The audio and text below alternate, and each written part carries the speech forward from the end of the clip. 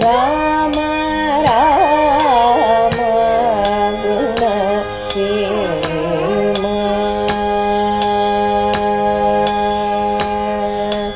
ರಾಮ ರಾಮ ಗುಣ ಸೇಮ. ಶ್ರೀಮತೆ ರಾಮಾನುಜಾಯ ನಮಃ. ಲೋಕಾಭಿರಾಮಂ ರಣರಂಗಧೀರಂ ರಾಜೀವನೇತ್ರಂ ರಘುವಂಶನಾಥಂ ಕಾರುಣ್ಯರೂಪಂ ಕರುಣಾಕರಂತಂ ಶ್ರೀರಾಮಚಂದ್ರಂ ಶರಣಂ ಪ್ರಪದ್ಯೆ. ಕೂಜಂತಂ ರಾಮ ರಾಮೇತಿ ಮಧುರಂ ಮಧುರಾಕ್ಷರಂ ಆರುಹ್ಯ ಕವಿತಾಶಾಖಾಂ ವಂದೇ ವಾಲ್ಮೀಕಿಕೋಕಿಲಂ. ತಸ್ಮೈ ರಾಮಾನುಜಾರ್ಯಾಯ ನಮಃ ಪರಮಯೋಗಿನೇ ಯಶ್ರುತಿಸ್ಮೃತಿಸೂತ್ರಾಣಾಂ ಅಂತರ್ಜಲಮಶೀಷಮತ್. ಲೋಕಾಭಿರಾಮನಾದ ಶ್ರೀರಾಮ ಗಜ ಗಾಂಭೀರ್ಯದೊಂದಿಗೆ ಸಭಾಭವನವನ್ನು ಪ್ರವೇಶ ಮಾಡ್ತಾನೆ. ಆ ಅರಮನೆಯ ಮಾಳಿಗೆಯ ಮೇಲಿರುವಂತಹ ಸೀತೆ ತನ್ನ ಸಖಿಯರ ಜೊತೆ ಆನಂದವಾಗಿದ್ದಾಳೆ. ನಾನು ನಿನ್ನೆ ಹೇಳಿದಂತೆ ರಾಮ ಸೀತೆಯನ್ನು ನೋಡಿದ, ಸೀತೆ ರಾಮನನ್ನು ನೋಡಿದ್ಲು. ಸೀತೆಯ ಜೊತೆಯಲ್ಲಿದ್ದಂತಹ ಸಖಿಯರೆಲ್ಲ ಮಾತಾಡ್ಕೊಳ್ತಾರೆ, ಎಂತಹ ಸೌಂದರ್ಯ ರಾಮನದ್ದು, ಇವನು ಸೌಂದರ್ಯದ ನಿಧಿ.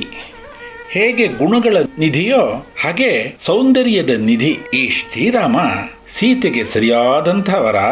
ಸೀತಾರಾಮರು ಒಂದುಗೂಡಿದರೆ ರತ್ನವನ್ನ ಚಿನ್ನದ ಕುಂದಣದಲ್ಲಿ ಬಿಗಿದಂತಾಗುತ್ತೆ ಅಂತ ಅವರ ಸಖಿಯರೆಲ್ಲ ಮಾತಾಡ್ಕೊಳ್ತಾ ಇದ್ರು. ಹಾಗೆ ಸೀತೆಯನ್ನ ರಾಮನ ಜೊತೆ ಯಾಕೆ ವಿವಾಹ ಮಾಡಬಾರ್ದು, ಯಾಕೆ ಈ ರೀತಿ ವೀರ್ಯ ಶುಲ್ಕವನ್ನು ಯಾಕೆ ಜನಕ ಮಹಾರಾಜ ಇಟ್ಟ? ಯಾಕೆಂದ್ರೆ ರಾಮ ಅತ್ಯಂತ ಸುಕುಮಾರನಾದಂತಹ ಪುರುಷ. ಇವನು ಈ ಶಿವಧನಸ್ಸನ್ನು ಎತ್ತೋಕ್ಕಾಗತ್ತಾ ಅಂತ ಹೀಗೆಲ್ಲ ಸಖಿಯರೆಲ್ಲ ಮಾತಾಡ್ಕೊಳ್ತಾ ಇರ್ತಾರೆ. ಹೇಳ್ತಾನೆ ರಾಮ ಈ ಶಿವಧನಸ್ಸನ್ನು ನೋಡ್ಲಿ ಅಂತ. ವಿಶ್ವಾಮಿತ್ರರು ರಾಮನಿಗೆ ಹೇಳ್ತಾರೆ, ಶಿವಧನಸ್ಸನ್ನು ನೋಡು.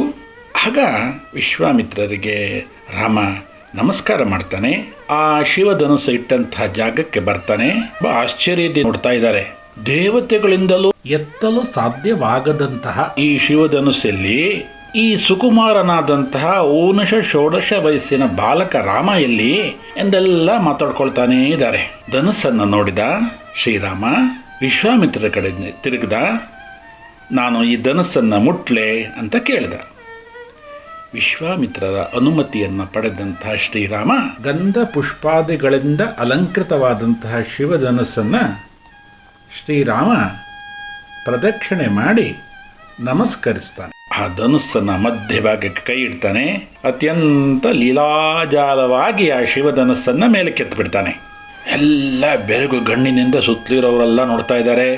ಇದ್ದಕ್ಕಿದ್ದಂತೆ ಭಯಂಕರವಾದಂಥ ಶಬ್ದ ಎಲ್ರಿಗೂ ಕೇಳಿಸುತ್ತೆ. ಪಟ ಪಟ ಪಟ ಅಂತ ಸಿಡಿಲಿನಂತೆ ಆ ಶಬ್ದ ಕೇಳಿಸುತ್ತೆ.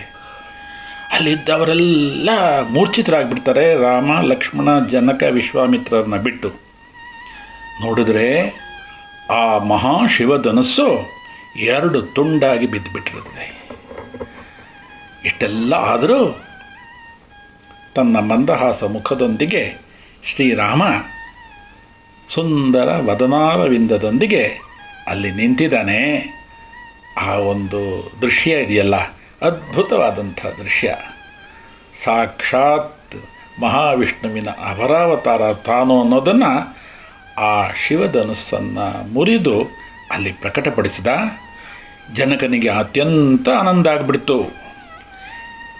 ತಾನು ಯೋಚನೆ ಮಾಡಿದ್ದು ಆಯಿತು ಅಂತ ಬಹಳ ತೃಪ್ತಿಯಿಂದ ಅವನು ಸಮಾಧಾನದಿಂದ ಇದ್ದ. ರಾಮಧನುಸ್ಸನ್ನು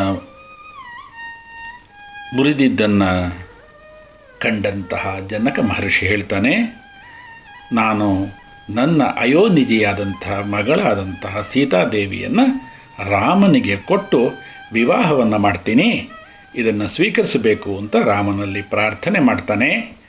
ಮುಂದಿನ ರಾಮಕಥೆ ನಾಳೆ. ಲೋಕ ಸಮಸ್ತ ಸುಖಿನೋ ಭವಂತು. ಶ್ರೀಮತೆ ರಾಮಾನುಜಾಯ ನಮಃ.